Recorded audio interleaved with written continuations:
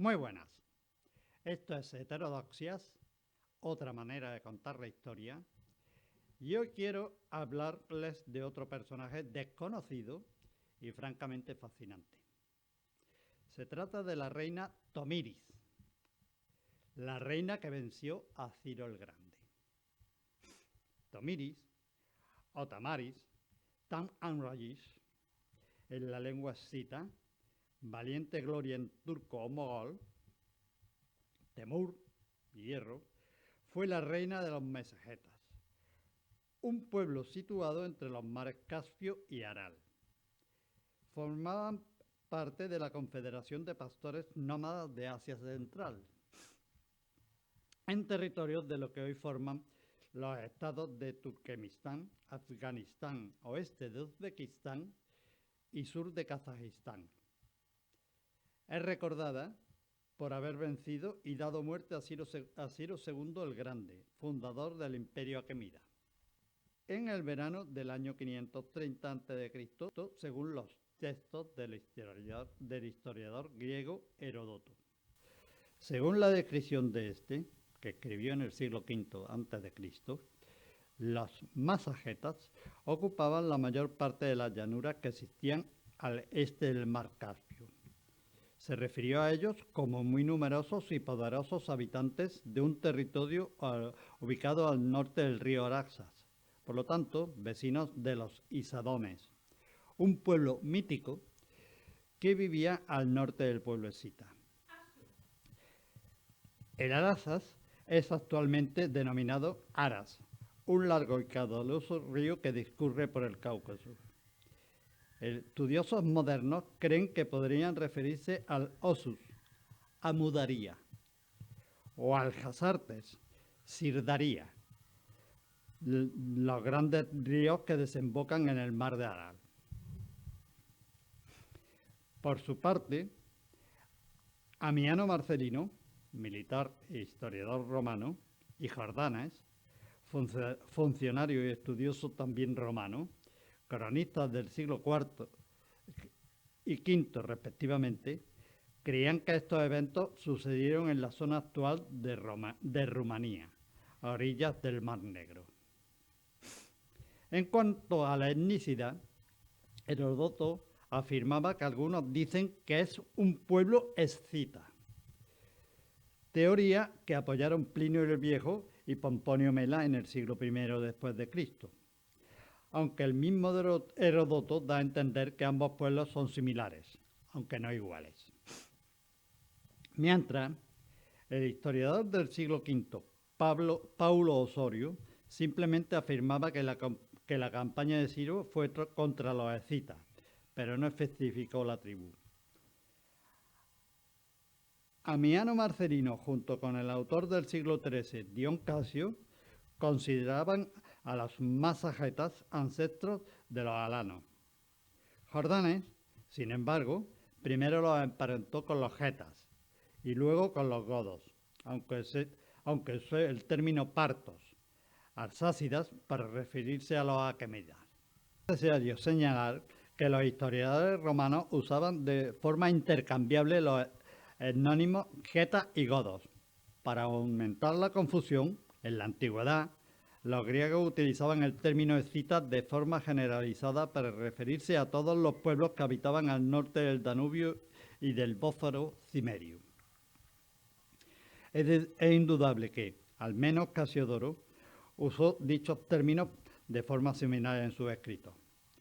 Jordanes menciona como fuente a Pompeyo Trogo, pero los historiadores modernos creen que más posiblemente se basó en Casiodoro y su obra perdida Historia de los godos. Como en algunas fuentes se menciona que Ciro el Grande murió a manos de los derbecios, los historiadores modernos creen que este podría ser otro nombre de los masagetas, o que eran parte de la confederación tribal. Ya en tiempos de Alejandro Magno, los derbecios movilizaron a 400.000 infantes y 2.000 jinetes para ayudar a Darío III en la batalla de Guanamala. Los pueblos escitas eran conocidos por educar a mujeres de valor excepcional. no menor que sus compañeros varones, muchas de ellas reinas entrenadas en el arte de la guerra.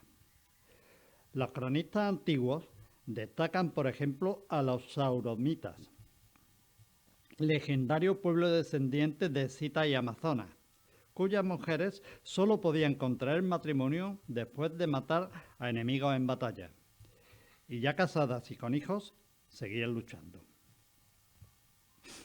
Tomiris era descendiente del rey escita Ixpacay. Ya de niña despuntó como una valiente guerrera, algo muy habitual en este pueblo, en el que las mujeres combatían al lado de los hombres, normalmente a caballo y con el arco compuesto como su arma favorita. Según los relatos griegos sobre las amazonas, estas, una vez derrotadas por los griegos, se habrían incorporado al pueblo escita, transmitiendo las costumbres guerreras de las mujeres a sus descendientes, especialmente su destreza con el arco, la lanza y el hacha a caballo. La dispersión del pueblo escita por las inmensas estepas del Asia Central condujo a la creación de diferentes culturas como la de los masagetas, que mantuvieron costumbres y formas de vida similares. Siguiendo con la historia de Tomiris, su padre, el rey, la desposó con Rustán, líder de un clan afín. A la muerte de su esposo, se convertiría en reina del conjunto más poderoso de las estepas. Según el relato de Heródoto, Sido deseaba someter a los masagetas y desde hacía mucho tiempo quería luchar contra ellos, pues se sentía inmortal e invencible al haber derrotado a todo enemigo que lo había enfrentado. Jordanes apoya la idea de que Ciro se había vuelto un soberbio. Justo en esa época, el rey de los masagetas había muerto y su viuda, Tomiris, le había sucedido al mando. Ciro envió mensajeros a la reina, con el pretexto de querer casarse con ella. Pero Tomiris no cayó en sus halagos, sabedora de que el rey de los persas deseaba su reino, no a ella. Así, al entender que sus mensajeros no conseguían nada, Ciro marchó con su ejército hacia el norte del río Horaces y se preparó para luchar contra los masagetas. Tendió un puente sobre el río y levantó torres sobre los pontones que lo atravesaban. En la enciclopedia bizantina del siglo X, la Suda, se resume lo sucedido. Mientras esto sucedía, Tomiris le envió un mensajero al rey persa diciéndole: Rey de los Medos, deja de apresurarte en lo que estás apurado, porque no puedes saber si completar este trabajo será para tu beneficio. Detente y sé el rey de tu propio país. Y sopórtanos viéndonos gobernar a los que gobernamos. Pero si no sigues este consejo y harás cualquier cosa en lugar de permanecer en paz, entonces, si tanto deseas probar la fuerza de los masagetas, detente tu trabajo actual de tender un puente sobre el río y nos retiraremos 3 días de viaje desde el Arad. Y cuando termine, cruza a nuestro país. O si prefieres recibirnos en vuestro país, retírate como te he indicado. Ante esto, Ciro reunió a sus generales y les pidió consejos. Todos le aconsejaron dejar a Tomiris y sus guerreros entrar en su reino. Tan solo Creso, el rey de Lidia, se opuso, aconsejándole que la fortuna es como una rueda, unas veces favorable y otras no. Por eso, si perdía la batalla, podría también perder su reino, pues unos victoriosos masagetas no se detendrían e invadirían todo el imperio aqueménida. Además, si ganaba en territorio propio una victoria menor, era una victoria menor en comparación y vencer en el propio reino de Tomiris. Por último, se consideraría vergonzoso que el poderoso rey persa se retirara ante una mujer. Siguiendo el consejo de Craso, el rey de los persas avisó a Tomiris de que cruzaría el río y se retiraría, lo que la reina respetó. Luego envió a su hijo Cambises II y a Creso a Persia con órdenes de tratar bien a su asesor si la campaña iba mal. Siguiendo los consejos de Craso, Ciro cruzó el río y levantó un campamento, preparando un suntuoso banquete de carne de ovejas, cabras y vino. Tomiris no aprovechó su ventajosa posición y permitió a sus enemigos cruzar, aunque pudo impedirlo, pues confiaba plenamente en sus habilidades militares y deseaba impedirle la retirada dejando el arase a su espalda. Luego, fingiéndose atemorizado, el ejército persa se retiró a la otra orilla, dejando una guarnición formada por tropas consideradas inútiles, mientras que las sanas estaban a salvo. Fue entonces cuando un tercio de los masagetas atacó el campamento, masacrando a los guardias tras una feroz batalla. Sin embargo, Marco Juniano Justiniano, historiador romano del siglo III, decía que el ejército persa se retiró después de levantar el campamento, y fue entonces cuando el príncipe los persiguió con un tercio de sus guerreros. De todas maneras, los masagetas se divirtieron en el banquete hasta dormirse, seguros de su victoria y estando poco habituados al alcohol. Así, ya estaban vencidos por el vino antes de poder luchar nuevamente. Durante la noche, los persas aprovecharon para atacarlos, matando a muchos y capturando a otros, entre ellos a Espargapises, hijo de Tomiris. Aunque otros dicen que el príncipe fue muerto durante la acción con todos sus compañeros. Se ha sugerido que este episodio pudo inspirarse en la Odisea, cuando Ulises intoxicó de forma similar a Polifemo. Jordanes, por otra parte, dice que fue otra tribucita, los parnos, quienes abrumaron y dieron muerte al príncipe, tomando un gran botín. Se desconoce la edad que tenía Espargapises, aunque debió de ser bastante joven, por más que suficientemente mayor para liderar un ejército.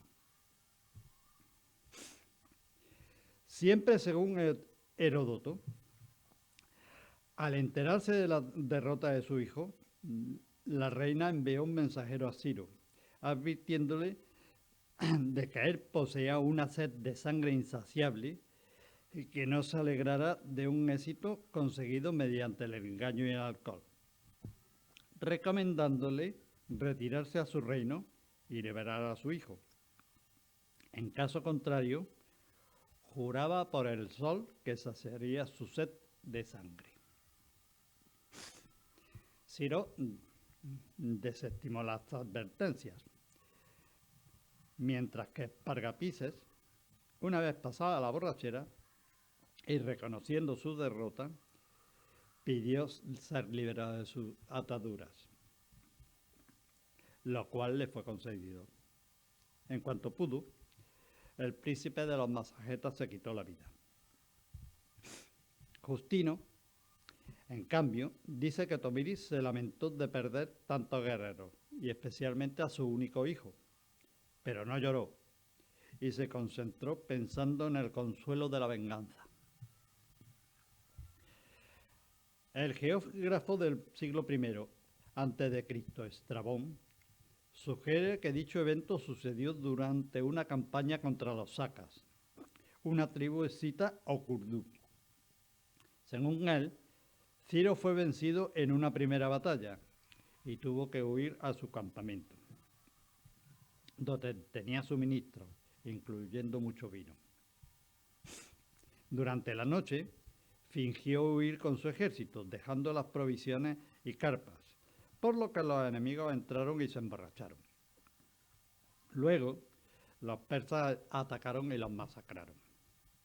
Debido a esto se estableció una fiesta llamada Sacaea, donde los persas bebían y jugaban disfrazados de masajetas.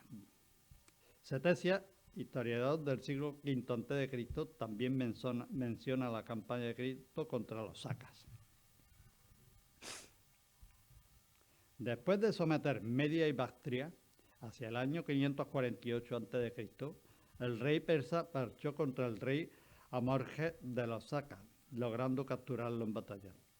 La esposa del prisionero, Esparritra, movilizó 300.000 hombres y 200.000 mujeres para enfrentar a Ciro, logrando vencerlo y tomando prisionero a Parmisas, hermano de Amitis, y a sus 3 hijos, los cuales fueron intercambiados por Amorges.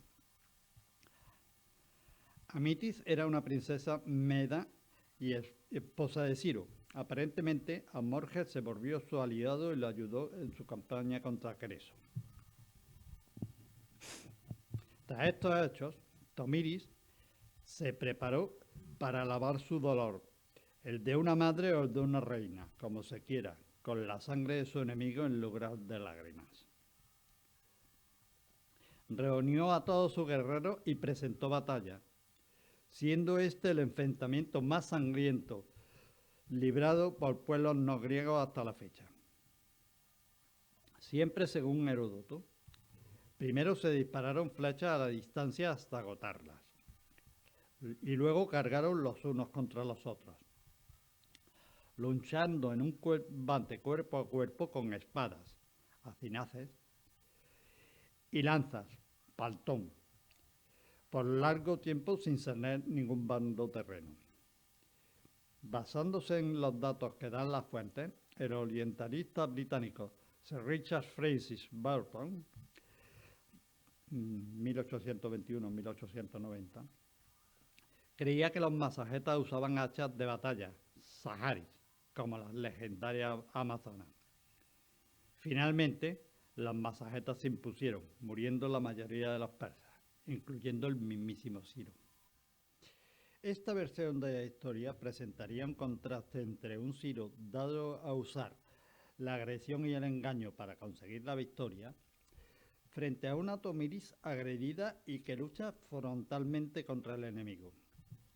Sin embargo, en obras posteriores se representa a los masajetas llevando a los persas a una trampa.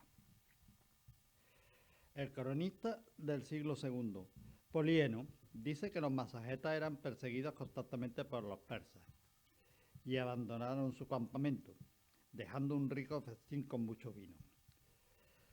Los victoriosos persas se pusieron a celebrar durante la noche, lo que fue aprovechado por Tomiris para atacar y masacrarlo, incluyendo a su rey. Por otra parte, el político militar romano Sexto Julio Frontino, del siglo I a.C., creía que ambos ejércitos libraron un combate indeciso hasta que los masajetas se retiraron fingiendo miedo, siendo perseguidos por un desfiladero que se conocían bien. Allí utilizaron el terreno favorable para contraatacar y vencer a los persas. Osorio y Justino apoyan esta última versión.